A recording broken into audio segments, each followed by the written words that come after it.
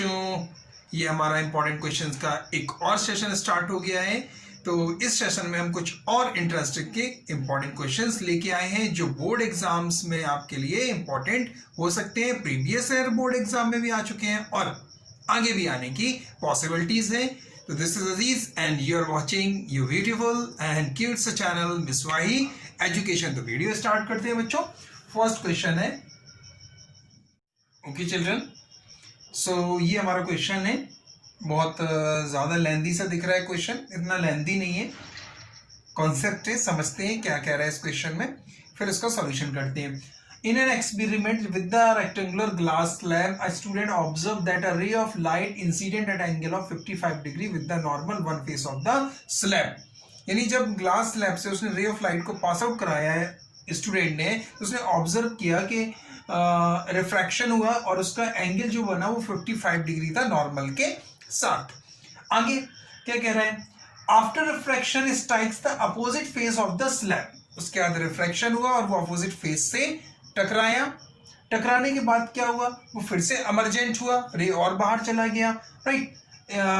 Emerging out into the air making an angle 40 degree with the normal. और emergent out होने से पहले उसने नॉर्मल के साथ कितना एंगल बनाया, 40 degree. Now draw the label diagram to show the path of this ray. हमें लेबल डायग्राम ड्रॉ करना है इस पाथ के लिए। और what value would you assign to the angle of incident and the angle of emergence। Angle of incidence और angle of emergence में आपने क्या रिजल्ट निकाला वो हमको बताना है इसमें। चलिए सॉल्यूशन देखिए। सॉल्यूशन, सबसे पहले रे डायग्राम बना ले, उसके बाद की कहानी समझते हैं। ठीक है, ये हमारा रेक्टेंगुलर ग्लास स्लैब है, राइट। ये हमने रेक्टेंगुलर ग्लास स्लैब ले लिया। ये ए बी इसका एक वन फेस है और सी डी एक और फेस है। वैसे एक रेक्टेंगुलर ग्लास स्लैब का मैंने डिटेल लेक्चर बनाया है, डिस्क्रिप्शन में लिंक ही दे रखी है। अगर यहां से क्लियरेंस कम हो आपको तो आप डिटेल लेक्चर पे जाके, लिंक पे जाके, डिस्क्रिप्शन में जाके लिंक पे क्लिक करके समझ सकते हैं। ओके, नाउ यहां से हमने क्या किया, ये ऑब्लिकली रे ऑफ लाइट किया, ये नॉर्मल ड्रॉ किया। यहां से क्या ड्रॉ किया, normal. Fine, this is the normal and S मान लीजिए।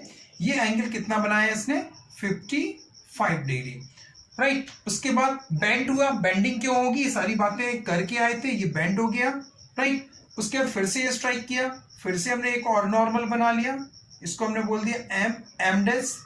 उसके बाद ये ग्लास से फिर एयर में गया तो इस तरह से पास ऑन हो गया। ये पाथ हो गया रे का। अगर ये ग्लास स्लैब नहीं होती तो ये इंसिडेंट जो रे थी वो ऐसे सीधी पास ऑन हो जाती, राइट, इस तरह से। लेकिन लेंस ग्लास स्लैब होने की वजह से इसने अपना रास्ता चेंज किया। ये एंगल भी बनाया गया। ये एंगल हमसे कितना बोल रहा है, ये एंगल बोल रहा है 40 डिग्री। यहाँ पे मैं एरो बना के लिख रहा हूँ इस वाले एंगल को। ये जो नॉर्मल और ये रिफ्रैक्शन एंगल के बीच में, रिफ्रैक्शन रे के बीच में बन रहा है, that is the 40 degree, right. ये हमारा नॉर्मल है, एम डेस। क्लियर, ये हो गया हमारा डायग्राम। अब पूछ रहा है कि आप क्या वैल्यू ऑब्जर्व कर रहे हैं हम इंसिडेंट एंगल और इमरजेंट एंगल में। अब हमें को ये दिख रहा है, सिंस अगर हम लिखना चाहें तो लिख सकते हैं कि जो इमरजेंट रे है ये हमारी इमरजेंट रे हो गया, ये एंगल ऑफ इमरजेंट हो गया, this is the angle of emergent. तो इमरजेंट रे,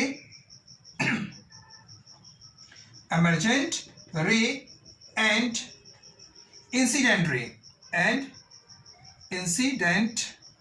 रे आर पैरेलल। ये पैरेलल है। अगर ये पैरेलल है तो जो एंगल इमरजेंट होगा, angle E is equal to ये वाला 55 के इक्वल होगा। यानी अगर हम इसको आई मानते कि ये एंगल आई है तो हम ये कह सकते थे कि angle I is equal to angle E. अब इसका एक डेरिवेशन था बच्चों, जो मैंने डेरिवेशन कराया था, तो वहां से मैंने डिस्क्रिप्शन जो लिंक दे रखी है, एंगल आई एंगल ई के इक्वल कैसे आएगा वो पूरा डिटेल लेक्चर आप वहां से देख सकते हैं। यहाँ पे सब मैं इतना ही बना रहा था कि व्हाट वैल्यू यू असाइन। हम ये असाइन कर रहे हैं कि ये जो इंसिडेंट रे आ रही है, अगर ये ग्लास स्लैब नहीं होता तो सीधे पास आउट हो जाती, ग्लास स्लैब होने की वजह से इसने अपना रास्ता चेंज किया और ये पैरेलली शिफ्ट हो गई। अमर्जेंट रे और ये इंसिडेंट रे, अगर इसको फॉरवर्ड हम डायरेक्शन में पढ़ाएं तो ये दोनों पैरेलल होंगी। इस केस में एंगल ई और एंगल आई इक्वल होंगे। हमें यही वैल्यू, यही चीज बताना थी और रे डायग्राम ड्रॉ करना था, इतना इसमें हमें करना था। क्लियर हुआ? अगर ये आपको इसका डेरिवेशन देखना है तो डिस्क्रिप्शन पे जाके लिंक पे क्लिक करके देख सकते हैं कि एंगल आई और एंगल ई के इक्वल कैसे आया था। पूरा डिटेल मैंने बनाया था लेक्चर। एनी हाउ नोट करिए, फिर एक क्वेश्चन और करते हैं। डन? चलिए रफ करें।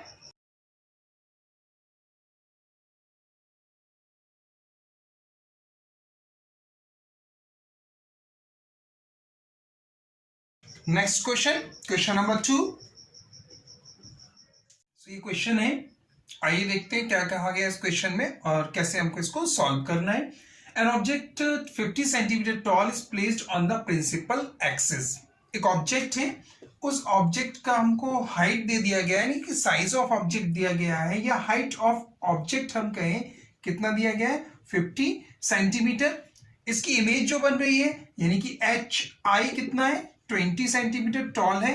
इमेज का हाइट कितना है, 20 सेंटीमीटर, और जो इमेज बन रही है वो कितने, 10 सेंटीमीटर दूर बन रही है लेंस से, यानी कि v की वैल्यू भी दी गई है हमको 10 सेंटीमीटर। हमसे कहा गया है फोकल लेंथ फाइंड करो। बहुत इजी हलवा से सवाल है। मैग्निफिकेशन हमें मालूम है कितना होता है, H I upon H O is equal to V upon U. ये मैग्निफिकेशन का फॉर्मूला होता है। क्या हम यहां से वैल्यू फाइंड कर सकते हैं u की? अगर हमारे पास u आ जाएगा तो हम फोकल लेंथ फाइंड कर लेंगे लेंस फॉर्मूले से। आइए इसको लेकर चलते हैं, यहां पर सॉल्व करते हैं। एच आई कितना है, 20 अपॉन एच ओ कितना है, 50 इज इक्वल टू वी हमारे पास 10 है अपॉन यू। यहां से u की वैल्यू अगर हम फाइंड करें तो ये आएगा आपका 50 मल्टीप्लाई 10 बाय 2, 20, राइट, इतने ही आएगा। तो 0 से 0 कैंसिल हो जाएगा, 2 5 जा 10। u कितना आ गया, 25 सेंटीमीटर। बस बच्चे यहां पर आकर थोड़े सा मिस्टेक कर देते हैं। जब वो लेंस फॉर्मूला लगाते हैं तो u को डायरेक्टली 25 लगा देते हैं और यहीं से मिस्टेक होती है और क्वेश्चन गलत हो जाता है। क्यों? क्योंकि u हमें साइन के साथ लेना है, विद साइन कन्वेंशंस। बच्चे यहाँ पे साइन कन्वेंशंस नहीं लेते हैं और सीधा लेंस फॉर्मूला पुटअप करते हैं और कहते हैं अरे हमारा तो क्वेश्चन सही है, 3 नंबर मिल जाएंगे, 2 नंबर मिल जाएंगे। लेकिन होता क्या है, आंसर गलत हो जाता है। तो यहाँ पे विद साइन कन्वेंशंस लेना है, with sign conventions, with sign conventions,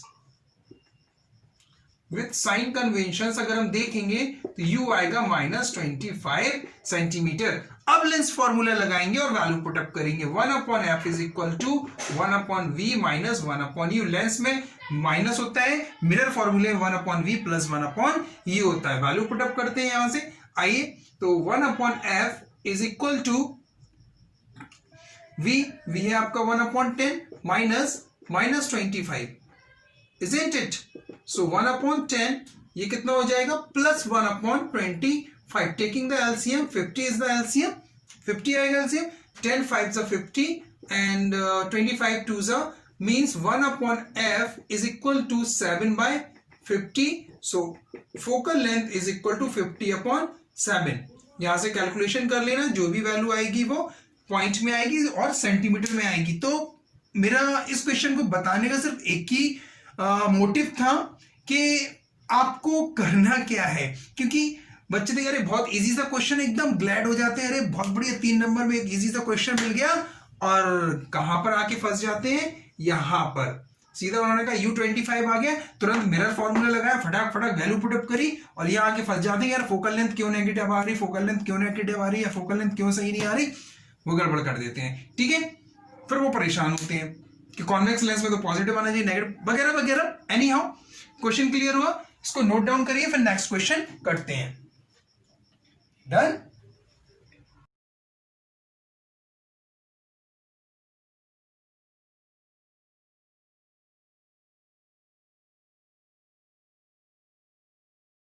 next question, question number 3। Okay, so ये हमारा क्वेश्चन है। अब होता क्या है बच्चों, बोर्ड एग्जाम में वो सीधा सीधा नहीं कहता है कि ऑब्जेक्ट को यहां पर प्लेस करो ऑब्जेक्ट F1 पे प्लेस करो, F2 पे प्लेस करो, बिटवीन F1 F2 पे प्लेस करो, इन्फिनिटी पे प्लेस करो, तो इमेज कैसी बनेगी, इस तरह के क्वेश्चन नहीं पूछता वो। इस तरह के कॉन्सेप्चुअल बेस्ड क्वेश्चंस आपसे बोर्ड में पूछे जाते हैं, तो आपको अपने माइंड को कंसेप्ट क्लियर करके और फिर क्वेश्चन को समझ के और फिर डायग्राम बनाना या क्वेश्चन सॉल्व करना है। जैसे ये बहुत अच्छा क्वेश्चन है, बोर्ड एग्जाम में आ चुका है। देखिए सॉल्यूशन समझते हैं, इसको क्वेश्चन समझते हैं, फिर सॉल्यूशन समझते हैं।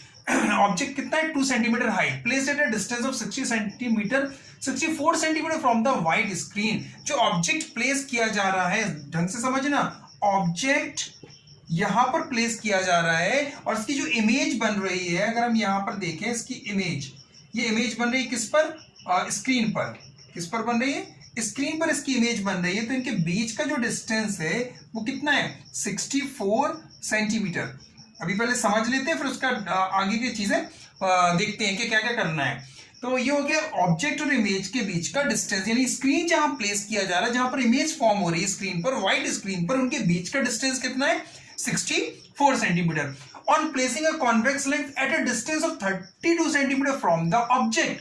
अब कॉन्वेक्स लेंस को प्लेस किया और कहां पर प्लेस किया, ऑब्जेक्ट से 32 सेंटीमीटर की डिस्टेंस पर, यानी कि जो लेंस है वो यहां कहीं लेंस प्लेस किया जा रहा है 32 सेंटीमीटर पर। कितना, 32 सेंटीमीटर पर, राइट। ऑब्जेक्ट से जो लेंस को प्लेस किया जा रहा है वो 32 सेंटीमीटर पर प्लेस किया जा रहा है, यानी कि लेंस से जो इमेज बनी वो कितनी डिस्टेंस पर बनेगी, अब टोटल 64 है, 32 ये चला गया, तो जो इमेज बनेगी वो भी कितनी सेंटीमीटर डिस्टेंस पर बनेगी, 32 सेंटीमीटर पे डिस्टेंस पर बनेगी। This is the concept. क्योंकि हमसे आगे बोला गया है, क्या बोला गया है, जागो, क्या बोला, draw diagram to show the formation of the image in this position of the object with respect to the lens. हमें रे डायग्राम बनाना है। अब ऑब्जेक्ट उसने बताया नहीं कहां पर प्लेस करना है, तो इमेज को देखते हुए हमें ये समझ में आया कि कहां पर ऑब्जेक्ट प्लेस कर सकते हैं। यानी कि अगर हम देखें लेंस और ऑब्जेक्ट की डिस्टेंस 32, ऑब्जेक्ट और इमेज की डिस्टेंस 32, यानी लेंस और इमेज, अगर हम देखें ऑब्जेक्ट और स्क्रीन का जो डिस्टेंस है वो जस्ट डबल है लेंस की डिस्टेंस का, या हम ये कहें लेंस और ऑब्जेक्ट का डिस्टेंस और लेंस और इमेज का डिस्टेंस इक्वल है। इस केस में ऑब्जेक्ट को हम कहां पर प्लेस करते थे, इतने सारे आपके रे डायग्राम थे, ऑब्जेक्ट को कहां कहां प्लेस कर रहे थे। मैंने इसका डिस्क्रिप्शन में लिंक दे दिया है इस लेक्चर का भी, कि ऑब्जेक्ट को जब हम ऐसे ऐसे कहां कहां प्लेस करें तो इमेजेस कहां कहां फॉर्म होती। तो ये एक ही केस होता था। कौन सा केस होता था, जब ऑब्जेक्ट प्लेस होता था F1 पर, 2F1 पर, तो इमेज भी उसकी कहां बनती थी, 2F2 पर ही बनती थी, राइट। यानी सेम डिस्टेंस पर बनती थी, जितना F2 था उतने ही 2F1 पर ऑब्जेक्ट था, उतनी ही डिस्टेंस पर आपका 2F2 पर इमेज जाके बन रही थी। तो ये वही केस है, कहां पर प्लेस करेंगे ऑब्जेक्ट को, 2F1 पर। आइए अब हम इसका रे डायग्राम बनाते हैं, ये समझ में आ गया। चलिए रे डायग्राम समझ लीजिए। ये हमारा लेंस है, क्या है, लेंस, राइट। कौन सा लेंस है, कॉन्वेक्स लेंस। ये ऑप्टिकल सेंटर आएगा हमारा, ये प्रिंसिपल एक्सिस हो गई ऑप्टिकल सेंटर। ये हमने मान लिया F1 है, ये हमने मान लिया 2F1 है। ये हमारा जितनी डिस्टेंस पर ऑप्टिकल सेंटर O से F1 होगा उतनी ही डिस्टेंस पर ये आपका F2 होगा। थोड़ा सा इसको और बढ़ा दीजिए, और उतनी ही डिस्टेंस पर आपका ये 2F2 चलो ऊपर लिख लो, यहाँ पर 2F2 होगा, ऐसे ही होगा। तो ऑब्जेक्ट को प्लेस किया हमने, यहां पर प्लेस किया। पहली रे पैरेलल प्रिंसिपल एक्सिस के पैरेलल रे कहां से जाती है, कहां से जाती है, बोलो बोलो बोलो बोलो, फोकस से जाती है। ये चली गई फोकस से, यहां से, राइट। कहां से चली गई, ये फोकस से पास आउट हो गई। दूसरी रे हमारी ये ऑप्टिकल सेंटर से आएगी आपकी, और इस तरह से जाएगी और ये यहां कहीं मिल जाएगी। ऑप्टिकल सेंटर से जो रे जाती है वो अनडेविएटेड रहती है, उसका डेविएशन नहीं होता। कहां पर मिलेंगे, ये F2 पर मिल जाएंगे, तो इसकी इमेज बन जाएगी, देखिए, राइट, क्लियर। तो ये हो गया रे डायग्राम के बारे में कहानी। देख लीजिए ये टोटल यहां से यहां तक कितना है, 32 सेंटीमीटर ऑप्टिकल सेंटर से ऑब्जेक्ट की डिस्टेंस, और लेंस से कह लो या ऑप्टिकल सेंटर से ही सारी डिस्टेंस मेजर करी जाती है, किसमें, लेंस में। और मिरर में मालूम है पोल से मेजर करी जाती। तो ये यहां से यहां तक भी 32 सेंटीमीटर, क्योंकि ऑब्जेक्ट्स और इमेज का डिस्टेंस 64 था, तो 32 टोटल कितना हो गया, 64 सेंटीमीटर, राइट। अब बात आती है कि आगे बोल रहा है यहां तक क्लियर है? कोई डाउट है? नहीं है? अरे क्लियर हो गया, राइट। आगे क्या कह रहे हैं? आगे बोलो what is the focal length of the convex lens. Focal length बताओ इसका।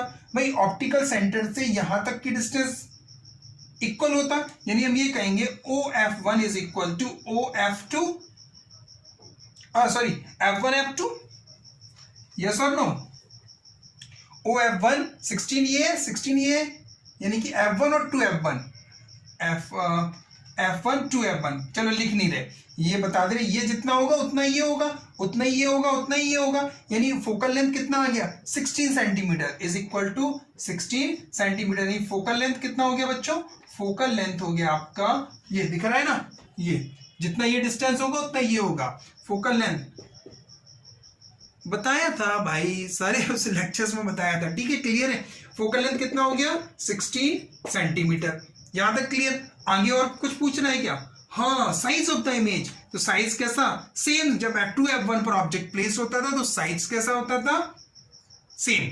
तो साइज कितना आ जाएगा? Size of image, size of image, object का साइज कितना है 2 सेंटीमीटर, तो इसका भी कितना हो जाएगा 2 सेंटीमीटर। तो इस तरह से कुछ क्वेश्चंस पूछ सकते हैं, राइट। नोट करिए, फिर आगे चलते हैं। डन।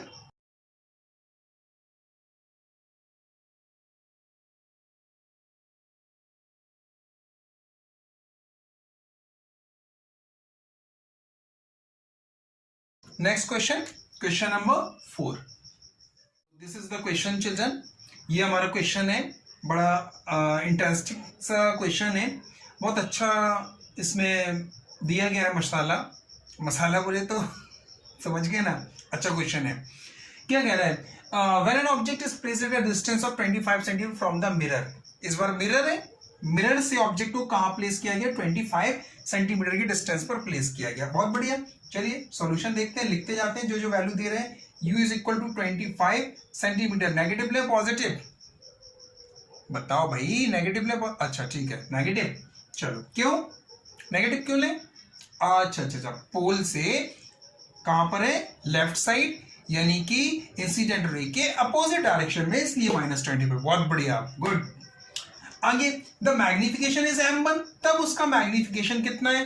M1 है। अच्छा ठीक है, तब मैग्निफिकेशन बोल रहा है M1। आगे the object is move 15 centimetre further away with respect to WRT। WRT का मतलब है with respect to the earlier position and the magnification become M2।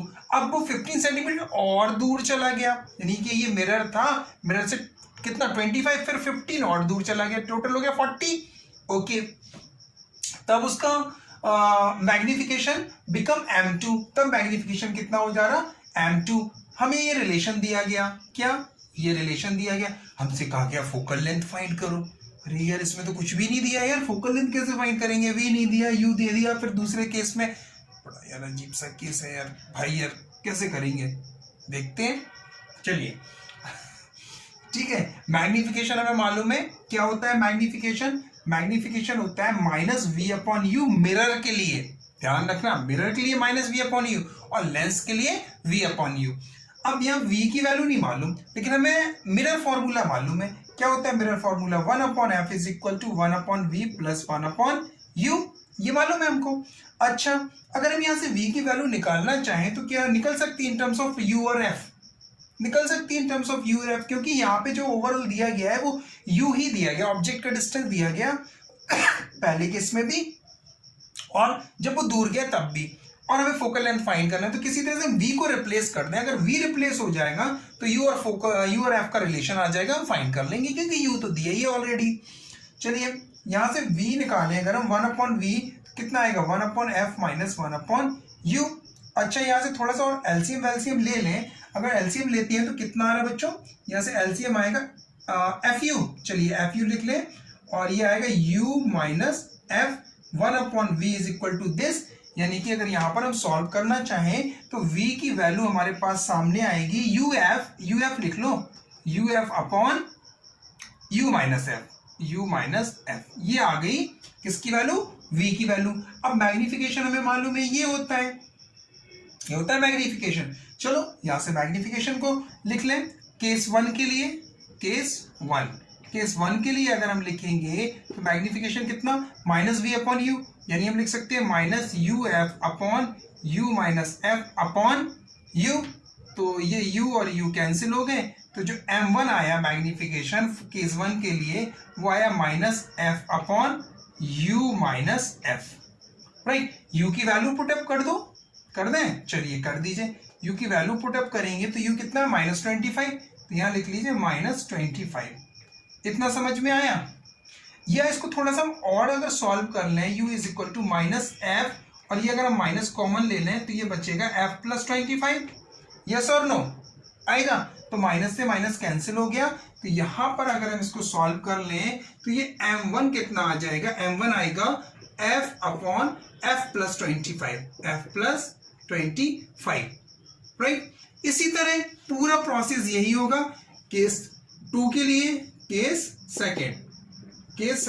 Second के लिए हम m2 निकालेंगे, m2 आएगा माइनस वी अपॉन यू, तो रख लीजिए माइनस वी अपॉन, अरे v की तो वैल्यू रखना है, वैल्यू की वैल्यू रखो, ठीक है। माइनस v की वैल्यू ये निकाला था हमने, U F minus U F upon u minus F. वही पूरा प्रोसेस फिर से करके दिखाएं, नहीं तो f प्लस 40 लिख दें, डायरेक्ट लिख दो यार, तुम लोग कहोगे पता नहीं क्या किया सर ने। u, चलिए u से u कैंसिल हो जाएगा, right, this is equal to minus F upon u कितना है, अब पहले 25 था, फिर 15 और दूर चला गया। ये देखो, ये मिरर, और मिरर से ये मान लिया हमने ऑब्जेक्ट 25 पर, फिर 15 और पीछे चला गया, तो मिरर से इसकी डिस्टेंस कितनी हो गई, 40। तो u अब कितना हो गया, -40, तो -40 minus F, this is equal to कितना, minus F upon minus common ले लेंगे तो ये बचेगा f प्लस 40, और माइनस माइनस कैंसिल हो जाएंगे, तो कितना आ जाएगा, f अपॉन f प्लस 40। ये हो गया हमारा m2। बस इतना नोट करो, उसके बाद इस रिलेशन का यूज करके m1 m2 की वैल्यू रख देंगे, फोकल लेंथ आ जाएगा। ये हमारा m1 आ गया और ये हमारा m2 आ गया। राइट, इतना नोट करो, फिर आगे सॉल्व करें। डन, चलिए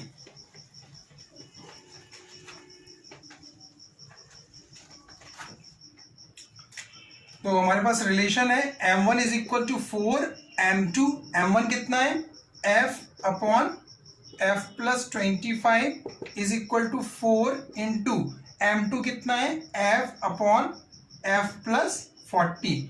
f से f कैंसिल हो जाएगा, क्रॉस मल्टीप्लिकेशन करेंगे, f plus 40 is equal to 4f plus 100। Right, तो यहां पर f minus 4f is equal to 100 minus कितना, 40, तो minus 3f is equal to 60। So f की वैल्यू जो आएगी, f is equal to 60 upon minus 3, this implies f is equal to minus 20 centimetre. इस तरह से हम इसका फोकल लेंथ फाइंड कर सकते हैं। अच्छा क्वेश्चन था, लॉन्ग में आ सकता है, इसको प्रिपेयर करिए, नोट करिए। फिर एक लास्ट क्वेश्चन और है, वो और कराते हैं। डन,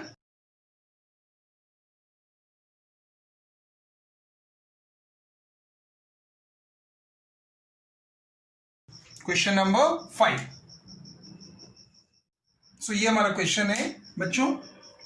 इस क्वेश्चन के 3 पार्ट हैं और अलग अलग पार्ट में हमसे ये क्वेश्चन पूछा है, लेकिन एक ही कॉन्सेप्ट को लेके पूछा गया है। क्या पूछा गया है? पहला क्वेश्चन है, what is mean by the power of lens. Power of lens क्या होता है? सबसे पहले तो हमें ये बताना है कि पावर ऑफ लेंस क्या है। पावर ऑफ लेंस हमें क्या बताता है? पावर ऑफ लेंस हमें ये बताता है कि कोई जो लेंस है वो उसका फोकल लेंथ कहां पर बन रहा है। जितना ज्यादा फोकल लेंथ होगा, पावर ऑफ लेंस उतना कम होगा।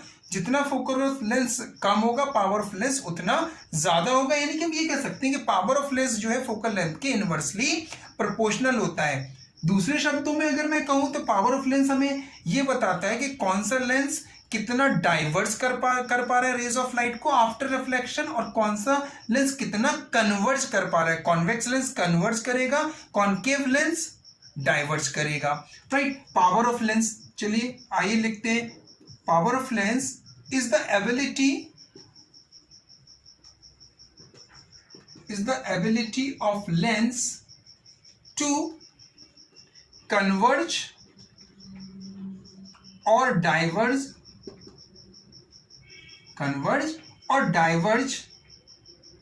the ray of light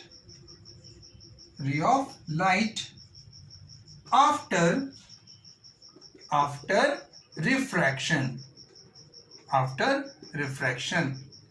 refraction के बाद कौन सा लेंस कितना कन्वर्ज कर पा रहा है और कौन सा लेंस कितना डाइवर्ज कर पा रहा है। जैसे हम एक एग्जांपल देखें आपका, ये हमारा एक हमने ले लिया एक कॉन्वेक्स लेंस लेके चल रहे हैं। यहाँ पे छोटा सा यहाँ पर बना लूँ, चलिए यहाँ बना लेता हूँ। ये मैंने एक कॉन्वेक्स लेंस लिया, राइट। ये इसका अपर्चर, ये हमारा प्रिंसिपल एक्सिस, ये हमारा हो गया आपका पोल ऑप्टिकल सेंटर, राइट। अब ये रे ऑफ लाइट आई और एक रे ऑफ लाइट और आई पैरेलल। जो पैरेलल रे ऑफ लाइट आती है वो क्या करती हैं, फोकस से पास थ्रू होती हैं। तो हमने ये ड्रॉ कर लिया, राइट। ये यहाँ पर मिल गई, राइट। ये हो गया हमारा F2 या F1, राइट। यहाँ पर आ गया। अभी हम और F1 F2 पे सारी चीज़ों पे नहीं जा रहे हैं, सिर्फ कॉन्सेप्ट दे रहे हैं। एक और हमने लेंस लिया, राइट। एक और लेंस ले लिया रे, राइट। एक और पैरेलल ले आई, ये भी पैरेलल ले, और ये इन्होंने यहाँ पर कन्वर्ज कर दिया, राइट। ये F। अब ये फोकल लेंथ है, इतना डिस्टेंस यहाँ से लेके यहाँ तक का जो डिस्टेंस है वो फोकल लेंथ, यहाँ से यहाँ तक का डिस्टेंस है ये फोकल लेंथ। तो किसका फोकल लेंथ ज्यादा है, इसका फोकल लेंथ ज्यादा है तो इसका पावर ऑफ लेंस कम होगा। इसका फोकल लेंथ कम है तो इसका पावर ऑफ लेंस ज्यादा होगा। यानी कि हम ये कह सकते हैं कि power of lens is inversely proportional to the focal length, ये कह सकते हैं। और इसका फॉर्मूला होता है P = 100/F सेंटीमीटर, राइट। इतना नोट करो, फिर हम आपको बताते हैं state and define the unit of power of lens. एक और बात, यही चीज होगा आपका कॉन्केव लेंस में भी, कि वो कितना डाइवर्स कर पा रहा है। इस तरह से डायग्राम बता दें, देखिए कॉन्वेक्स का और बता दें, कॉन्केव का। ये हो गया हमारा एक कॉन्केव मिरर लेंस, और ये राइट। ये रे ऑफ लाइट गया, ये रे ऑफ लाइट गया, राइट। ये यहाँ से ये डाइवर्ज हो गया, राइट। ये यहाँ से डाइवर्ज हो गया। इनको जब हमने बैकवर्ड बढ़ाया तो ये बैकवर्ड यहाँ मिले, राइट। ये इस तरह से। एक और कॉन्वेक्स लेंस लिया हमने, कॉन्केव लेंस लिया, ये और ये ऑप्टिकल सेंटर, ये रे ऑफ लाइट गया पैरेलल, और ये रे ऑफ लाइट गया पैरेलल, और ये इस तरह से डाइवर्ज हुआ, और ये इस तरह से डाइवर्ज हुआ। तो ये कहाँ मिला, यहाँ पर, ये यहाँ पर मिला। इसका फोकल लेंथ ये यहाँ से यहाँ तक, इसका फोकल लेंथ यहाँ से लेके यहाँ तक, इसका फोकल लेंथ यहाँ से लेके यहाँ तक। इसका फोकल लेंथ ज्यादा, इसका फोकल लेंथ कम, इसका फोकल लेंथ ज्यादा तो पावर ऑफ लेंस कम, इसका फोकल लेंथ कम तो पावर ऑफ लेंस ज्यादा। इस तरह से हम समझ सकते हैं इसको, पावर ऑफ लेंस को नोट कर लो, फिर आगे चलते हैं। डन, चलिए ये रफ करें। सेकंड पार्ट इसका करते हैं। हमसे पूछ रहा है कि इसका यूनिट क्या होता है और उस यूनिट को डिफाइन करो। यूनिट तो सबको मालूम रहता है कि what is the unit of power of lens. Power of lens का जो यूनिट होता है वो होता है डायोप्टर, D, राइट। लेकिन इसको डिफाइन कैसे करेंगे, डायोप्टर को डिफाइन करो। वो ये भी तो कह रहा है define unit of power of lens, state unit. तो यूनिट बता दिया, डायोप्टर D से रिप्रेजेंट करते हैं। अब क्या बोल रहा है कि डिफाइन करो। तो डिफाइन में बच्चों में मालूम है P = 100/F, राइट। तो पावर ऑफ डायोप्टर को डिफाइन करना है 100, ये सेंटीमीटर होता है, राइट। अगर हम इसको P = 1/F लिखेंगे तो ये मीटर होगा, राइट। इतना। अब इसकी डेफिनेशन सुनिए। A lens of focal length 100 centimetre, a lens of focal length 100 centimeter has a power of lens 1 diopter। Definition समझो, डेफिनेशन बहुत इजी है। A lens of focal length, एक ऐसा लेंस जिसका फोकल लेंथ 100 सेंटीमीटर है तो उसका पावर ऑफ लेंस 1 डायोप्टर होगा। कैसे कैसे कैसे सर होगा, देखिए। अब हमने फोकल लेंथ कितना माना है, 100, राइट। तो P इज इक्वल टू 100 तो ऑलरेडी था ऊपर, फोकल लेंथ भी हमने कितना कंसीडर किया है 100, तो 100 से 100 कैंसिल, 1 डायोप्टर। तो बस इस तरह से हम डेफिनेशन बना लेंगे। क्या lens of focal length 100 centimetre, एक ऐसा लेंस जिसका focal length 100 centimetre has the power of lens, उस लेंस का पावर ऑफ लेंस कितना होगा 1 डायोप्टर। इतना नोट करो, फिर आपका थर्ड पार्ट और है वो और कराते हैं। डन। चलिए एक लास्ट पार्ट और है वो और कराते हैं, इसका लास्ट पार्ट क्या दे रहे हैं, a convex lens of focal length 25 centimetre and a concave lens of focal length 10 centimetre. दो लेंस है, एक कॉनकेव है और एक कॉन्वेक्स है, उनको क्या किया एडजस्ट करके रख दिया, एकदम पास चिपका के रख दिया। किस तरह से, इस तरह से होगा, एक ये लेंस हो गया राइट, और एक लेंस ये हो गया, इस तरह से लेंस को पास में लगा के रखा। यानी कि फॉर कॉन्वेक्स लेंस के लिए फोकल लेंथ f कितना है 25 सेंटीमीटर। अब आगे क्या कह रहा है, each other calculate the power of this combination. तो इस कॉम्बिनेशन का हमको बताना है कि पावर ऑफ लेंस कितना होगा। दोनों को अलग अलग निकाल लो, इसका भी मैंने लेक्चर बनाया था, तो उसका लिंक मैंने डिस्क्रिप्शन में दिया है कि किस तरह से कॉम्बिनेशन में हम फाइंड करते हैं फोकल लेंथ और पावर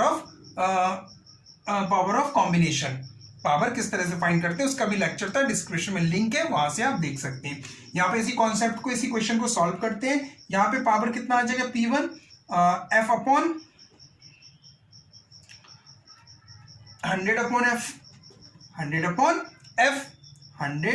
100 क्यों ले रहे हैं, क्योंकि सेंटीमीटर में ही 100/f लेते हैं, मीटर अगर यूनिट होता तो 1/f लेते हैं।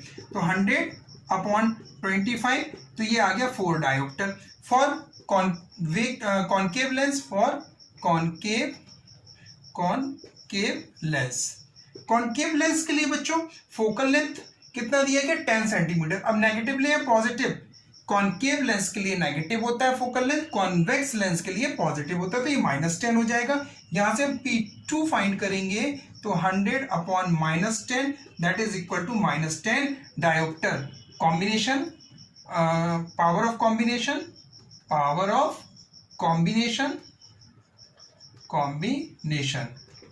कॉम्बिनेशन कितना आएगा, P is equal to P1 plus P2, this is equal to P1 कितना है 4 डायोप्टर प्लस ये -10 डायोप्टर, तो 4 और -10 मिलके -6 डायोप्टर। ये इसका कॉम्बिनेशन का ये पावर हो जाएगा -6 डायोप्टर। तो इस तरह से बच्चों क्वेश्चंस इसमें पुटअप किए जा सकते हैं। लॉन्ग क्वेश्चन में एक या 2-3 क्वेश्चन कवर अप करते हैं, या जो मैंने इसके पहले काफी लेंदी स्टेटमेंट दिए थे, तो उस बेस पर क्वेश्चंस आ सकते हैं। तो वीडियो अगर पसंद आया हो तो बच्चों लाइक करिए, शेयर करिए, कमेंट करिए, और जो हमारे विजिटर्स हैं वो चैनल को सब्सक्राइब करें और साथ में लगे बेल आइकन को भी जरूर प्रेस करें, ताकि हमारी जो सीरीज ये चल रही है इंपॉर्टेंट क्वेश्चंस की, वो रेगुलरली और टाइमली आपको उसका अपडेट मिलता रहे। All the best, thank you.